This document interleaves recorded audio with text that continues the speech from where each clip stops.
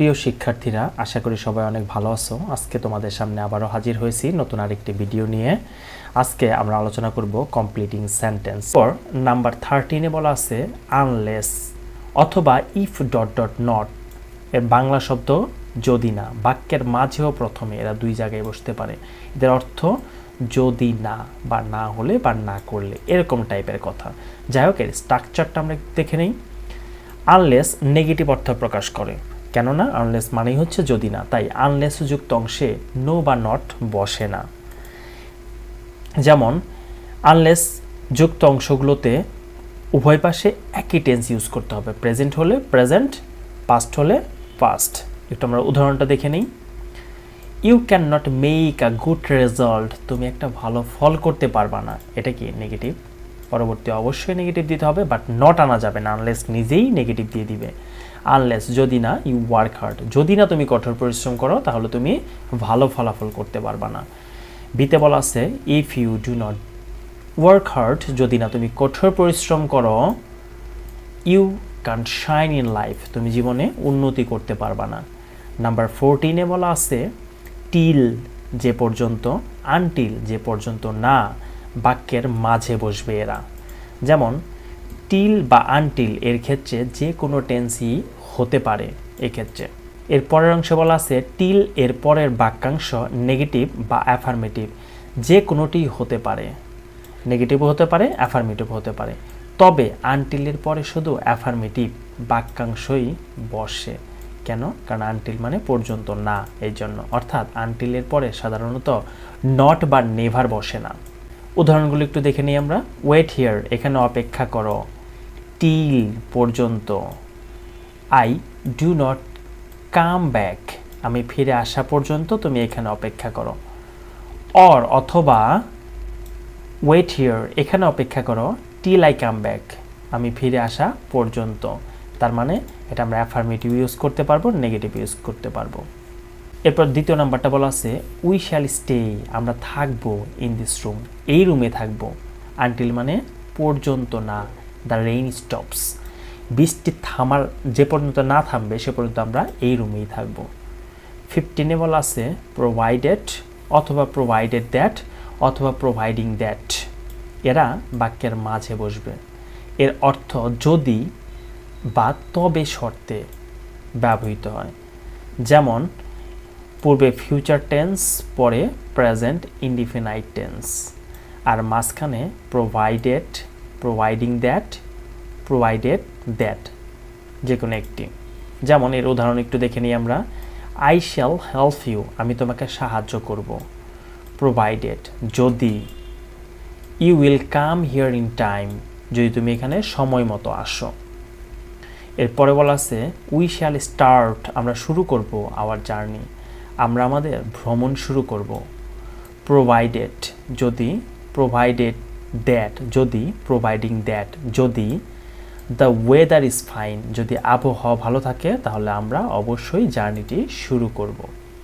এরপর নাম্বার 16-এ বলা আছে ইন স্পাইট অফ অথবা ডেসপাইট, বাক্যের প্রথমে বসবে এরা। এদের অর্থ সত্ত্বেও। এর স্ট্রাকচারটা আমরা একটু দেখে নেই। ইন স্পাইট অফ অথবা ডেসপাইট থাকলে এদের পরবর্তী অংশ বিপরীত অর্থবোধক সেন্টেন্স দ্বারা বাক্যটি কমপ্লিট করতে হয়। বিপরীত অর্থবোধক কি? যেমন পজিটিভ পূর্বের বাক্য হলে পরেরটি নেগেটিভ হবে, পূর্বের বাক্য নেগেটিভ হলে পরের বাক্য পজিটিভ হবে। এরপরে বলা আছে ইন স্পাইট অফ অথবা ডেসপাইট এর পরের অংশ প্রেজেন্ট বা পাস্ট উভয় টেন্সেই করা যায়, এটা নিয়ে কোনো সমস্যা নেই। একটা উদাহরণ দেখে নিই আমরা। ইন স্পাইট অফ অথবা ডেসপাইট হিজ পভার্টি, তার দারিদ্রতা থাকা সত্ত্বেও, হি ইজ অথবা হি ওয়াজ অনেস্ট, সে সৎ অথবা সে সৎ ছিল। এখানে পভার্টি বলা আছে, দারিদ্রতা একটি নেগেটিভ মিনিং, সো পরেরটা পজিটিভ, অনেস্ট মানে পজিটিভ মিনিং দিচ্ছে। এরপর আমরা দেখব নাম্বার 17, বিফোর মানে হচ্ছে পূর্বে বা আগে, আফটার মানে হচ্ছে পরে।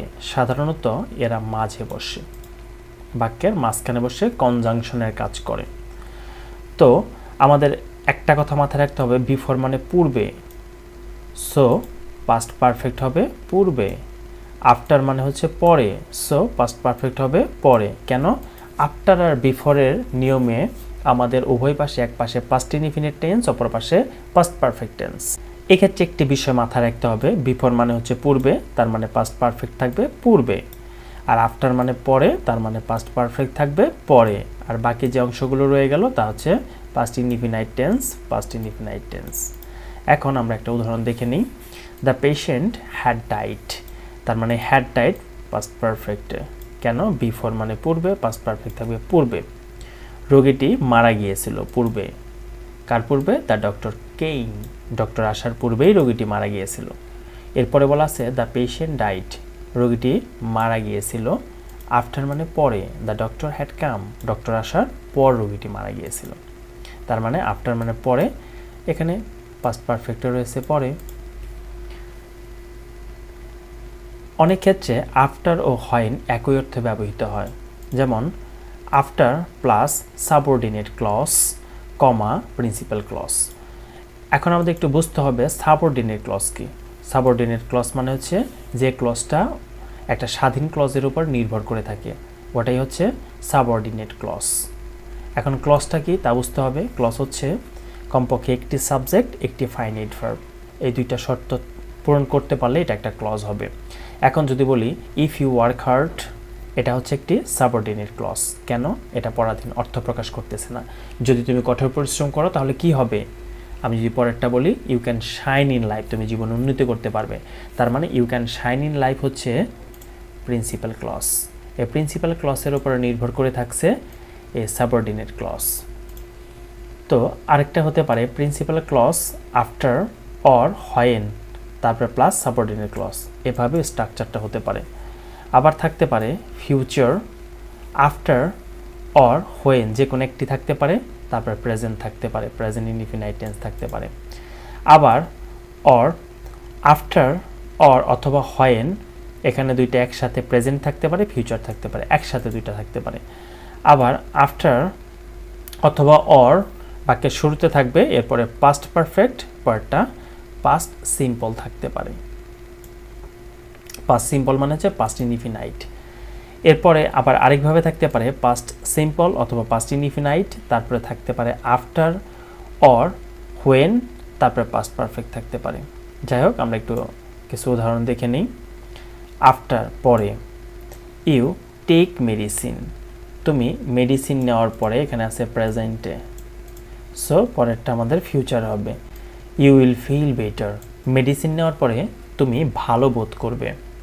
এরপরে বলা আছে দ্য পেশেন্ট ডাইড, রোগীটি মারা গিয়েছিল after he had been admitted into a hospital, তার মানে হসপিটালে তাকে ভর্তি করানোর পর রোগীটি মারা গিয়েছিল। ইউ উইল বি সাকসেসফুল, তুমি সফল হবে after, after you have worked hard, কঠোর পরিশ্রম করার পরে।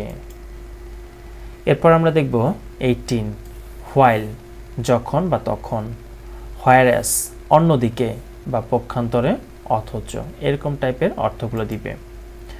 এখন এই স্ট্রাকচারগুলো আছে while plus past, present, continuous plus কমা দেয়া থাকবে, তারপরে হচ্ছে এর পরের সেন্টেন্সটা হবে পাস্ট অথবা প্রেজেন্ট অথবা সিম্পল। এরপরে হতে পারে পাস্ট, প্রেজেন্ট অথবা সিম্পল, তারপরে যদি হোয়াইল দেওয়া থাকে তাহলে পাস্ট, প্রেজেন্ট, কন্টিনিউয়াস হবে, জাস্ট কন্টিনিউয়াস ফরম্যাটটা পরে চলে যাবে, জাস্ট উল্টো হয়ে যাবে আগেরটা। এরপরে হোয়াইলের আরেকটা নিয়ম থাকতে পারে while plus present, past, simple, মাঝখানে কমা থাকবে, তারপরে প্রেজেন্ট, পাস্ট, সিম্পল, এই টাইপের হতে পারে। এরপরে হোয়ারএস ব্যবহৃত হলে এরপরে সাধারণত বিপরীতধর্মী বাক্যাংশ বসে, যেমন আমরা একটা উদাহরণের মাধ্যমে বুঝি।